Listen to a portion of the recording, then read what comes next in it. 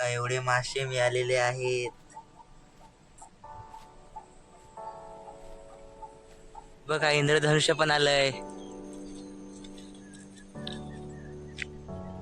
वातावरण बघा, इकडं काळे ढग, इकडं निळा आकाश आणि इकडं पुन्हा काळे ढग आणि इंद्रधनुष्य एकदम थोडं थोडं दिसतंय.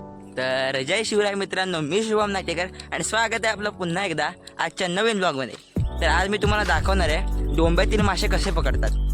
तर कोकणामध्ये पावसाला खूप मुसळधार सुरुवात झाली आहे, त्यामुळे नदीला पाणी आलंय. इकडच्या नदीला अजून नाही आलंय, पण जी गावातली नदी आहे ना तिला पाणी आलंय. तर ते पाणी जाऊन भेटतं असरकोंडीमध्ये.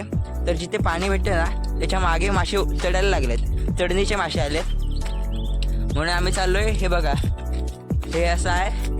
तर जाऊन बघूया काका कसे लावतात ते आणि बघूया. हा बघा, हे निपित आहे. तर जाऊया मग, चला तर मग.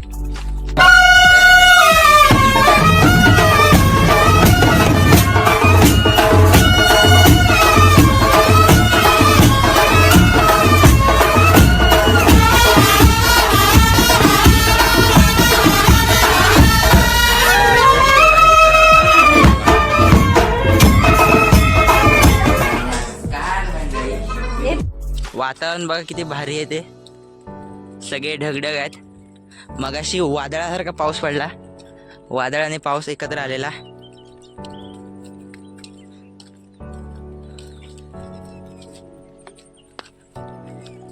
काय माहिती. हे बघा इथं धबधबा तयार झाला आहे.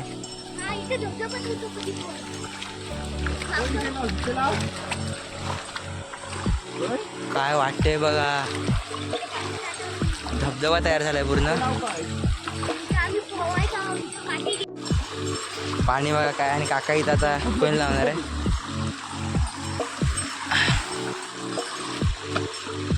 इथं कोण लावायचं. बघूया मासे भेटतात किती आता उद्याच कळेल.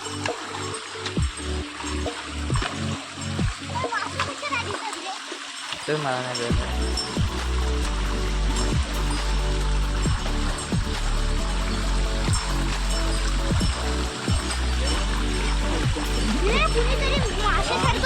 उलचणीचे मासे. तर पावसाला सुरुवात झाली आता जोरदार. हे बघा, बघा ही आहे आधुनिक काळातली खोय. हे रमा काय.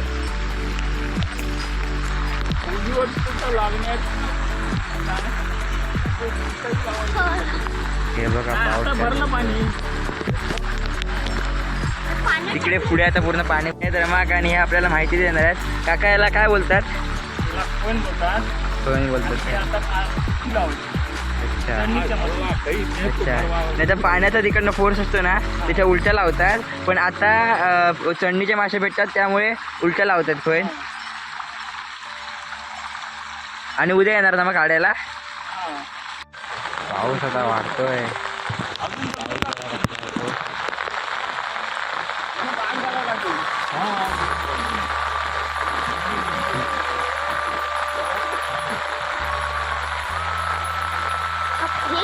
हे छत्रीचं हे पडतंय ते दिसतं.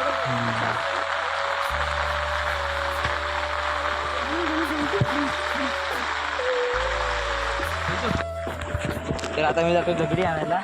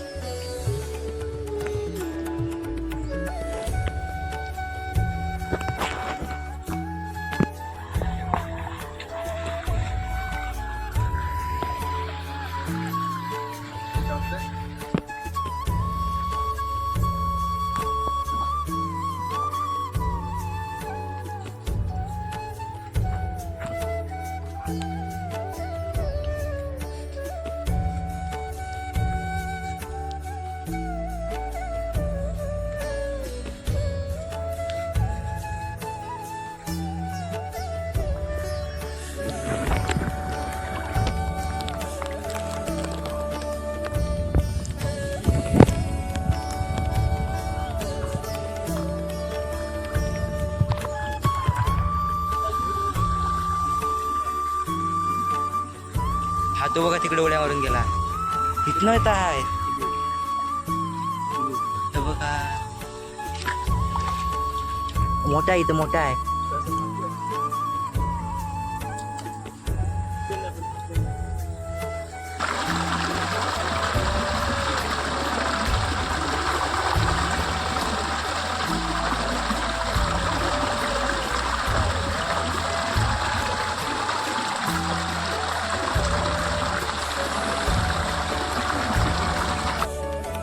आता वाजल्या संध्याकाळचे 6:45 आणि वातावरण बघा कसलं झालंय ते.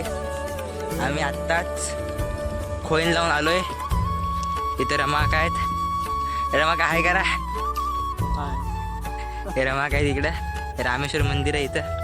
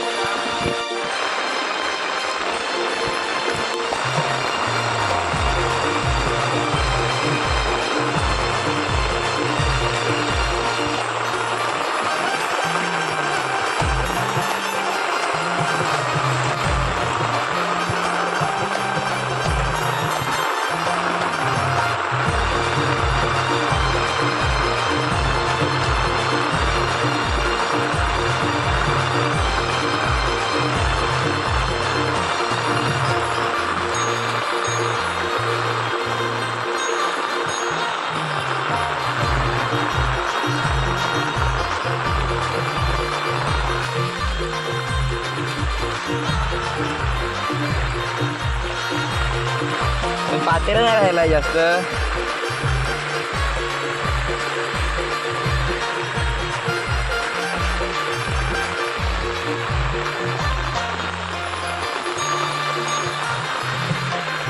काढायचे आहे.